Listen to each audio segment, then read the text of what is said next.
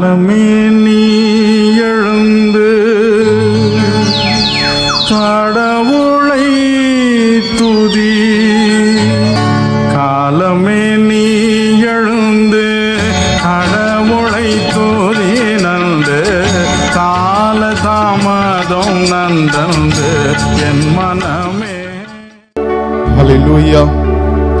ஆண்டவராகிய இயேசு கிறிஸ்துவின் நாமத்தினாலே இந்த அதிகாலை வேளையிலும் கூட உங்கள் ஒவ்வொருவரையும் நாங்கள் வாழ்த்தி நாங்கள் வரவேற்கிறோம். ஆமென்.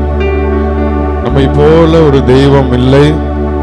நம்மை பாதுகாக்கிற நம் தேவன் நம்மை நிச்சயமாய் ஒருபோதும் கைவிட மாட்டார். ஹல்லேலூயா. தொடர்ந்து இந்த காலை வேளையில் அந்த நல்ல தேவனை ஒரு பாடலை பாடி ஆண்டுடைய வார்த்தையை நாம் தியானிக்க போகிறோம். எங்களோடு இணைந்து ஆண்டுடைய நாமத்தை நீங்களும் மகிமைப்படுத்துங்கள். ஹல்லேலூயா.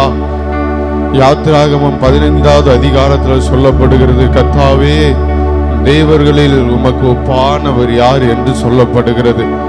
நல்ல தேவனை இருக்கிற இடங்களில் ஒரு பாடலை பாடி தேவனுடைய நாமத்தை நாம் மகிமைப்படுத்தலாம். எல்லோருக்கும் தெரிந்த ஒரு பழைய பாடல், கர்த்தாவே தேவர்களில் உமக்கு ஒப்பானவர் யார், வானத்திலும் பூமியிலும் உமக்கு ஒப்பானவர் யார் என்கிற ஒரு பாடலை நாம் கரங்களை தட்டி பாடி தேவனுடைய நாமத்தை மகிமைப்படுத்தலாம். நல்ல எங்களோடு இணைந்து இருக்கிற இடங்களில் சத்தமாய் அல்லது உள்ளத்தின் ஆழத்திலிருந்து பாடி தேவனுடைய நாமத்தை மகிமைப்படுத்துவோம். கர்த்தாவே தேவர்களில் உமக்கு ஒப்பானவர் யார், வானத்திலும் பூமியிலும் உமக்கு ஒப்பானவர் யார். கர்த்தாவே தேவர்களில் உமக்கு ஒப்பானவர் யார், வானத்திலும் பூமியிலும் உமக்கு ஒப்பானவர் யார். உமக்கு ஒப்பானவர் யார், உமக்கு ஒப்பானவர் யார், உமக்கு ஒப்பானவர் யார், உமக்கு ஒப்பானவர் யார். வானத்திலும் பூமியிலும் உமக்கு ஒப்பானவர் யார். இந்த வானத்திலும் பூமியிலும் உமக்கு ஒப்பானவர் யார். சொல்லுவோமா? செங்கடலை நீர் பிளந்து உந்தன் ஜனங்களை நடத்தி சென்றீர். செங்கடலை நீர் பிளந்து உந்தன் ஜனங்களை நடத்தி சென்றீர். நீர் நல்லவர், சர்வ வல்லவர், என்றும் வாக்கு மாறாதவர். நீ நல்லவர், சர்வ வல்லவர், என்றும் வாக்கு மாறாதவர். உமக்கு ஒப்பானவர், உமக்கு ஒப்பானவர் யார், உமக்கு ஒப்பானவர் யார், உமக்கு ஒப்பானவர் யார், உமக்கு ஒப்பானவர் யார். வானத்திலும் பூமியிலும் உமக்கு ஒப்பானவர் யார். இந்த வானத்திலும் பூமியிலும் உமக்கு ஒப்பானவர் யார். தூதர்கள் உண்ணும் உணவா உந்தன் ஜனங்களை போஷித்தீரே. தூதர்கள் உண்ணும் உணவா உந்தன் ஜனங்களை போஷித்தீரே. உம்மை போல யாருண்டு இந்த ஜனங்களை நேசித்திட. அவரை போல, உம்மை போல யாருண்டு இந்த ஜனங்களை நேசித்திட. உமக்கு ஒப்பானவர் யார், உமக்கு ஒப்பானவர் யார், உமக்கு ஒப்பானவர் யார், உமக்கு ஒப்பானவர் யார். வானத்திலும் பூமியிலும் உமக்கு ஒப்பானவர் யார். இந்த வானத்திலும் பூமியிலும் உமக்கொப்பானவர் யார்? கண்மலையை நீர் பிளந்து உந்தன் ஜனங்களின் தாகம் தீர்த்தீர். கண்மலையை நீர் பிளந்து உந்தன் ஜனங்களின் தாகம் தீர்த்தீர். உன் நாமம் அதிசயம், இன்றும் அற்புதம் செய்திடுவீர். உன் நாமம் அதிசயம், இன்றும் அற்புதம் செய்திடுவீர். உமக்கொப்பானவர் யார்? உமக்கொப்பானவர் யார்? நல்லா அறிக்கை செய்து பாடுவோம். உமக்கொப்பானவர் யார்? உமக்கொப்பானவர் யார்? வானத்திலும் பூமியிலும் உமக்கொப்பானவர் யார்? இந்த வானத்திலும் பூமியிலும் உமக்கொப்பானவர் யார்? கர்த்தாவே, கர்த்தாவே, தேவர்களில் உமக்கொப்பானவர் யார்? வானத்திலும் பூமியிலும் உமக்கொப்பானவர் யார்? அப்படியே எல்லாரும் இருக்கிற இடங்களை கண்களை மூடி, நல்ல தெய்வமே, இந்த அதிகாலை வேலைக்காக உமக்கு நன்றி செலுத்துகிற கர்த்தாவேன்னு சொல்லுங்க. எல்லாரும் உள்ளத்தின் ஆழத்திலிருந்து ஹல்லேலூயா. ஆண்டவரே, வனாந்திரத்தில் வழி நடத்தின தேவன், ஆண்டவரே, கால்கள் இடராதபடிக்கு செவையான வழியில எங்களையும் வழி நடத்துகிறவரே, உம்மை துதிக்கிறோம் கர்த்தாவே. இந்த காலை வேளையிலும் கூட ஆண்டவரே, வேண்டுவதற்கும் நினைப்பதற்கும் அதிகமான நன்மைகளை செய்கிறவரே, உம்மை துதிக்கிறோம். உம்மாலே செய்யக்கூடாத அதிசயமான காரியம் ஒன்றுமே இல்லை ஆண்டவரே. வேதனைகள், நெருக்கங்கள், துன்பங்களை எல்லாம் மாற்றி ஆண்டவரே எங்களை விசாலத்தில் கொண்டு வைக்கிற தேவனே, உமக்கு நன்றி செலுத்துகிறோம் அப்பா. இந்த காலை வேளையிலும் கூட கர்த்தாவே, புதிய நாளை நீர் எங்களுக்கு தந்ததுக்காக உமக்கு நன்றி செலுத்துகிறோம் ஆண்டவரே. தொடர்ந்து ஆண்டவரே, நீர் எங்கள் மத்தியில் இடைபடுவீராக. எங்களே உம்முடைய கரத்தில் ஒப்பு கொடுக்கிறோம். சகல துதி கன மகிமை உமக்கே செலுத்துகிறோம். மீட்பர் இயேசுவின் மூலம் நல்ல பிதாவே, ஆமென். ஹல்லேலூயா. அன்பான தேவ பிள்ளைகளே, நீங்கள் ஆசீர்வதிக்கப்பட்டவர்கள். ஆசீர்வதிக்கிற தேவனிடத்தில் அதிகாலையில் நாம் வந்திருக்கிறோம். தம்முடைய பிள்ளைகளை 2 கரங்களையும் உயர்த்தி வாழ்த்தி ஆசீர்வதித்த தேவனாயிருக்கிறார். அவருடைய வலங்கரத்தில் தீர்க்காயுசு இருக்கிறது, அவருடைய இடங்கரத்தில் செல்வமும் கனமும் இருக்கிறது என்று சொல்லி தேவனுடைய வார்த்தை சொல்லுகிறதல்லவா? ஆம், அருமையான தேவச்சனமே, ஒரு புதிய ஆண்டில் நாம் பிரவேசித்திருக்கிறோம். நாட்களையும் நேரங்களையும் நமக்கு ஆசீர்வதித்து தந்து அதை சுதந்திரித்து கொள்வதற்கு நாம் ஜாக்கிரதை உள்ளவர்களாக இந்த உலகத்தில் வாழ வேண்டும் என்று சொல்லி ஆண்டவர் நமக்கு போதித்திருக்கிறார் அல்லவா? ஆம், அருமையான தேவஜனமே, தம்முடைய ஜனங்களுக்கென்று ஒரு நல்ல வாழ்வை ஆயத்தப்படுத்தி கொடுத்து இஸ்ரவேல் ஜனங்களை பலவிதமான நெருக்கத்திலும் பாடுகளிலும் வாழ்ந்த ஜனங்களை ஆண்டவரை நோக்கி கூக்குரலிட்ட பொழுது அவர்களை அவருடைய கூக்குரலின் சத்தத்தை கேட்டு இரட்சகனை அனுப்பி கானான் தேசத்துக்கு வழி நடத்தி சென்றார்.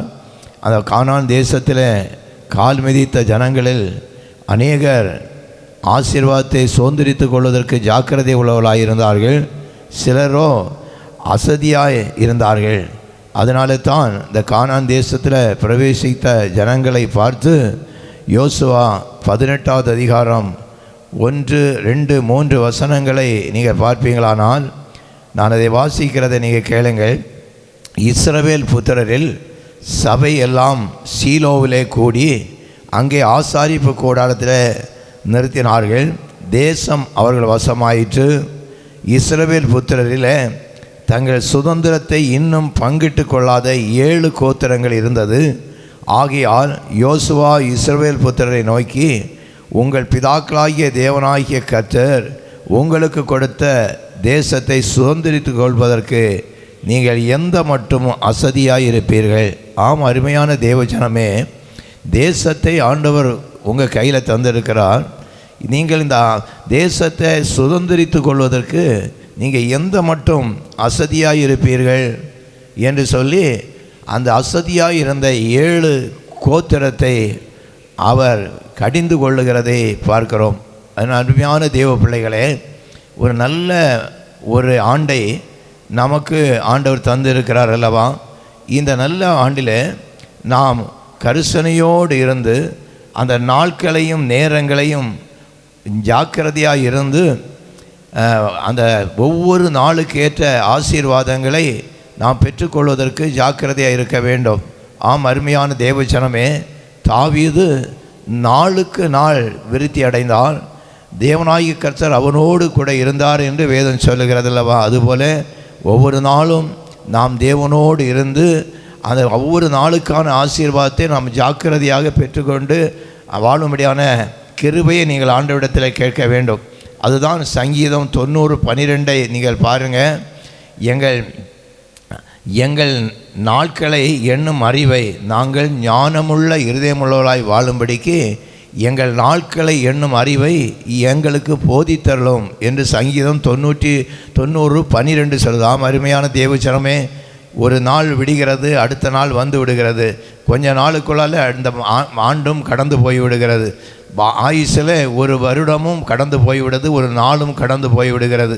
அதனால தான் அங்கே சங்கீதக்காரன் சங்கீதத்தில் சொல்லும் பொழுது, நாங்கள் ஞானமுள்ள இருதயமுள்ளவர்களாய் வாழும்படிக்கு எங்கள் நாட்களை எண்ணும் அறிவை நீர் எங்களுக்கு போதித்தரலும். ஆம் அருமையான தேவச்சனமே, நாட்கள் பொல்லாதவைகள். இந்த நாட்களை நீங்களும் நானும் பிரயோஜனப்படுத்திக் கொள்ளும். ஒவ்வொரு நாளையும் பிரயோஜனப்படுத்திக் கொள்ளும். எபேசியர் நிருபம் 5வது அதிகாரம் 16 பாருங்கள். நாட்கள் பொல்லாதவைகள் ஆனதனால் இந்த காலத்தை நீங்கள் பிரயோஜனப்படுத்திக்கணும். ஒவ்வொரு நாளையும் நீங்கள் அதிகாலையிலேயே முதல் ஒவ்வொரு நாளையும் பிரயோஜனப்படுத்தி பிரயோஜனமானதை பின்பற்றி வாழுங்கள். ஏனென்றால் ஆண்டவர் சொல்கிறார், பிரயோஜனமாக இருக்கிறதை நான் உனக்கு போதித்து நலமான வழியில் உன்னை நடத்துகிற உன் தேவனாகிய கர்த்தர் நான் என்று ஆண்டவர் வாக்கு கொடுத்திருக்கிறார். அதனால தான் 1 கொரிந்தியர் 16வது அதிகாரம் 13வது வசனத்தை பாருங்கள். அதில் எழுதப்பட்டிருக்கு, நீங்கள் விழித்திருங்கள், விசுவாசத்தில் நிலைத்திருங்கள், புருஷராயிருங்கள், திடன் கொள்ளுங்கள். ஆம் அருமையான தேவச்சனமே, நீங்கள் தெளிந்த புத்தியுள்ளவர்களாய் விழித்திருக்க வேண்டும் என்று சொல்லி 1 பேதுரு 5:8 சொல்லுகிறது. நீங்கள் விசுவாசத்தில் விழித்திருங்கள், விசுவாசத்தில் நிலைத்திருங்கள், புருஷராயிருங்கள். ஒரு புருஷனின் அந்த காரியங்களை நடப்பிப்பதற்கு உறுதியாக புருஷராயிருங்கள், திடன் கொள்ளுங்கள் என்று சொல்லி தேவனுடைய வார்த்தை சொல்ல நாம் விழித்திருக்க வேண்டும். நாம் விழித்திருக்காவிட்டால் பிசாசானவன் யாரை வஞ்சிக்கலாமோ என்று வகை தேடி கர்ச்சிக்கிற சிங்கம் போல வகை தேடி சுற்றி திரிகிறான் என்று தேவனுடைய வார்த்தை 1 பேதுரு 5:8-9 வசனங்களில் நாம் பார்க்கிறோம். அதனால் நீங்கள் ஜாக்கிரதையோடு இருந்து இந்த புதிய ஆண்டில் புதிய ஆசீர்வாதத்தை பெற்றுக்கொள்வதற்கு ஜாக்கிரதையாக இருக்க வேண்டும். ஆம் அருமையான தேவச்சனமே, 1 பேதுரு 3வது அதிகாரம் 9வது வசனத்தை பாருங்கள். நீங்கள் அறிந்து கொள்ள வேண்டும் என்று எழுதப்பட்டிருக்கு. நீங்கள் ஆசீர்வாதத்தை சுதந்திரித்து கொள்வதற்கு அழைக்கப்பட்டிருக்கிறீர்கள் என்று நீங்கள் அறிந்து கொள்ளுங்கள். ஆம் அருமையான தேவச்சனமே, ஒவ்வொரு பிள்ளைகளும் நாம் அறிந்து கொள்ள வேண்டும். நாம் ஆசீர்வதிக்கப்பட்ட சந்ததி. இஸ்ரவேலே நீ பாக்கியவான், நான் தேவனால் தெரிந்து கொள்ளப்பட்ட ஜனமே, உனக்கு ஒப்பானவன் யார் என்று வேதம் சொல்லு. நாம் ஆசீர்வாதத்தை சுதந்திரித்து கொள்வதற்கு அழைக்கப்பட்டு அறிந்து கொள்ள வேண்டும். அதனால நமக்கு போராட்டங்கள் அதிகமாகி வரும். அதான் அந்த வசனம் சொல்லுகிறது, 1 பேதுரு 3வது அதிகாரம் 9, தீமை வரும், தீமைக்கு நீங்கள் தீமை செய்யாதிருங்கள், உதாசீனத்துக்கு உதாசீனத்தை செய்யாதபடிக்கு அந்த ஆசீர்வாதத்தை சுதந்திரித்து கொள்வதற்கு நீங்கள் ஜாக்கிரதை உள்ளவர்களாய் இருக்க வேண்டும் என்று சொல்லி ஆண்டவருடைய வார்த்தை சொல்லுது. இன்னும் அநேகர் என்ன சொல்லுகிறாருன்னா, எனக்கு கெட்ட காலமாக இருக்கிறதே, எனக்கு நல்ல காலம் வரவில்லையே என்று சொல்லி அங்கலாய்த்து கொண்டிருக்கிறதை பார்க்கிறோம். அதுதான் ஆகாய் தீர்க்கதரிசி புத்தகம் 1வது அதிகாரம் 2வது வசனம் சொல்லுது, ஜனங்கள் சொல்லி கொண்டிருக்கிறார்கள், வேலை இன்னும் வரவில்லையே என்று சொல்லி கொண்டிருக்கிறார்கள் என்று சொல்லி அங்கே தேவனுடைய வார்த்தை சொல்லுகிறது. ஆனால் ஆண்டுடைய வார்த்தை சொல்லுது தானியேல் 2:21, காலத்தையும் நேரத்தையும் மாற்றி நல்ல ஆசிகளை தருகிற தேவன் நம்மோடு இருக்கிறார். அதனால் என் அருமையான தேவ பிள்ளைகளே, பாவங்கள் நெருங்கி வரும், பாரங்கள் நெருங்கி வரும். பாவத்தையும் பாரத்தையும் நீங்கள் தள்ளிவிட்டு வருத்தப்பட்டு பாரம் சுமக்காதபடி பாரத்தை ஆண்டவரிடத்தில் வைத்து நமக்கு நியமித்திருக்கிற ஓட்டத்தில் நாம் பொறுமையோடு ஓடணும். ஏனென்றால் இப்பொழுது இது இரட்சணிய நாள். இந்த நாளிலே ஆண்டவர் நமக்கு பதில் தர ஆயத்தமாக இருக்கிறார். ஏசாயா தீர்க்கதரிசியின் புஸ்தகம் 49:8 சொல்லுது, இப்பொழுதே இரட்சணிய நாள், இப்பொழுதே அனுக்கிரக காலம். இந்த 2 கொரிந்தியர் 6:2 பாருங்கள். இந்த அனுக்கிரக காலத்தில் ஆண்டவர் செவி கொடுக்க சித்தமாக இருக்கிறார். ஒருவரும் கிரியை செய்யக்கூடாத ராக்காலம் வருகிறது என்று சொல்லி தேவனுடைய வார்த்தை சொல்லுது. அருமையான தேவஜனமே, இந்த அருமையான கொடுக்கப்பட்ட நல்ல வாலிப நாட்கள், நல்ல நேரங்கள், அந்த விருத்தாப்பிய பிராயத்திலையும் கனி தரக்கூடிய நல்ல வாழ்வுக்கு நேராய் ஆண்டவர் வழிநடத்தி இருக்கிறார். அந்த நாட்களை ஜாக்கிரதையாக இருந்து நீங்கள் சுதந்திரித்து கொள்ளுங்கள். பாரத்தை தள்ளிவிடுங்கள், பாவத்தை தள்ளிவிடுங்கள், லெக்கை நோக்கி ஓடுங்கள். அது மட்டுமில்ல, ஏசாயா 45:11 நீங்கள் பாருங்கள். வரும் காரியங்களை என்னிடத்தில் கேளுங்கள், என் பிள்ளைகளை குறித்தும் என்னுடைய கரங்கின் குறிகளை குறித்தும் எனக்கு கட்டளையிடுங்கள். ஆம், அருமையான தேவஜனை, வருங்காலம் எப்படி இருக்கும் என்று நமக்கு தெரியாது. ஆனால் வருங்காலத்தை ஆசீர்வதித்து தருகிற தேவன் நம்மோடு இருக்கிறார். இந்த வரும் காரியத்தை என்னிடத்தில் நீங்கள் கேளுங்கள், என்னுடைய பிள்ளைகளை குறித்து கட்டளையிடுங்கள். ஆம், அருமையான தேவச்சனமே, அதிகாலையில் ஒவ்வொரு பிள்ளைகளும், நீங்கள் தேவ பிள்ளைகள், உங்களுக்கு தந்திருக்கிற பிள்ளைகள், பேர பிள்ளைகள் எல்லாத்தையும் குறித்து ஆண்டவரிடத்தில் கட்டளை கொடுங்க. ஆண்டவரே, எங்கள் பிள்ளைகளை நீங்கள் ஆசீர்வதிக்க வேண்டும். ஏனென்றால் நீர் ஆசீர்வதிக்கிற தெய்வம். ஒரு புதிய ஆண்டில் நாங்கள் வந்திருக்கிறோம். புது கிருபைகளோடு, புது வல்லமைகளோடு எங்களை வழிநடத்துங்கன்னு சொல்லி ஒவ்வொரு நாளும் நீங்கள் அதிகாலையில் தேடுவீர்களானால், என்னை தேடுகிறவர்கள், என்னை சிநேகிக்கிறவர்களை நான் சிநேகிக்கிறேன், அதிகாலையில் என்னை தேடுகிறவர்கள் கண்டடைவாள் என்று சொல்லி வாக்கு கொடுத்திருக்கிறார். ஆம், அருமையான தேவ ஜனமே, இத்தனை ஆண்டுகள், 28 ஆண்டுகள் அதிகாலையில் நாங்கள் தேவனை தேடி வருகிறபடினால நிற்கிற நாங்கள் விழுந்து விடாதபடி பாதுகாக்கிறார். உங்கள் அனைவருக்கும் நாங்கள் ஆசீர்வாதமாக இருக்கிறோம். நீங்களும் இப்படிப்பட்ட நல்ல ஆசீர்வாதங்களை பெற்றுக்கொள்வதற்கு இந்த அதிகாலை நேரத்தில் உங்களோடு நாங்கள் இணைந்து ஜெபிக்கிறோம். எங்களோடு இணைந்து கொள்ளுங்கள். கருணையுள்ள தெய்வமே, நீர் எவ்வளவு நல்லவர் அப்பா. கர்த்தர் நல்லவர் என்பதனை நீங்கள் ருசித்து பாருங்கள் என்று எழுதப்பட்டிருக்கிறதே. எங்கள் ஆண்டவருடைய அன்பை ருசித்து பார்க்கிறோம். நீர் எங்களுக்காக கதறி கண்ணீர் வெடித்த தெய்வம், எங்களுக்காக வியாகுலத்தை அனுபவித்து எருசலேம் வீதி வழியாக இழுத்து கொண்டு போகப்பட்ட தெய்வம்ப்பா. எங்கள் தெய்வமே, உம்முடைய இறுதி துளி இரத்தம் வரை இந்த உலகத்தில், சபிக்கப்பட்ட உலகத்தில், நீர் படைத்த ஆசீர்வதிக்கப்பட்ட தேசத்தை மக்கள் சாபமாக்கின அந்த தேசத்தில் சிந்தி எங்களை புறஜாதிகளுக்குள்ளால் சாபமாக இருந்தது போலவே ஆசீர்வாதமாக இருக்கும்படிக்கு ரட்சித்த தேவனாண்டவரே, உம்முடைய மகா பெரிய தயவுனாலும் கிருபையினாலும் நாங்கள் செல்வமாய் வாழும்படிக்கு எங்களுக்கு ஒரு நல்ல வாழ்வை நீர் வைத்திருக்கிறீரப்பா. அசதியாயிராமல் ஜாக்கிரதையாக இருந்து ஆண்டவரை எந்த மட்டும் ஆண்டவர் இந்த தேசத்தை சுதந்திரித்து கொண்டு நீங்கள் அஜாக்கிரதையாக இருப்பீர்கள் என்று சொல்லி ஆண்டவர் கடிந்து கொண்டது போல அப்படிப்பட்ட வாழ்வு வாழாதபடி வீண் மாயை பின்பற்றுகிறவர்கள் தேவனிடத்திலிருந்து வரக்கூடிய கிருபைகளை போக்கடிக்கிறார்கள் என்று சொல்லி ஆண்டவருடைய வார்த்தை சொன்னது போல ஆண்டவரே, நாங்கள் வீணான மாயை பின்பற்றி எங்கள் நல்ல வாழ்வை இழந்து போகாதபடிக்கு களியாட்டுகள், ஆண்டவருக்கு பிரியமில்லாத காரியங்கள், மதுபானங்கள் மற்றும் ஆண்டவரே தேவனுக்கு பிரியமில்லாத காரியங்கள் எல்லாவற்றையும் உதறி தள்ளிவிட்டு நாட்கள் பொல்லாதவைகள் ஆனபடினால் எங்களுக்கு கொடுக்கப்பட்ட இந்த நாட்களை பிரயோஜனப்படுத்தி கொள்ளும்படிக்கு எங்கள் தெய்வமே ஒவ்வொரு ஜனங்களுக்கும் நீர் ஆண்டவரே பிரயோஜனமானதை போதித்து வழிநடத்தும்படியாய் சேவிக்கிறோம். ஆண்டவரே, காலைதோறும் எழுப்புகிறீரப்பா. கற்றுக்கொள்கிறவனை போல செவிகளை கேட்கும்படிக்கு உதவி செய்கிறீர்.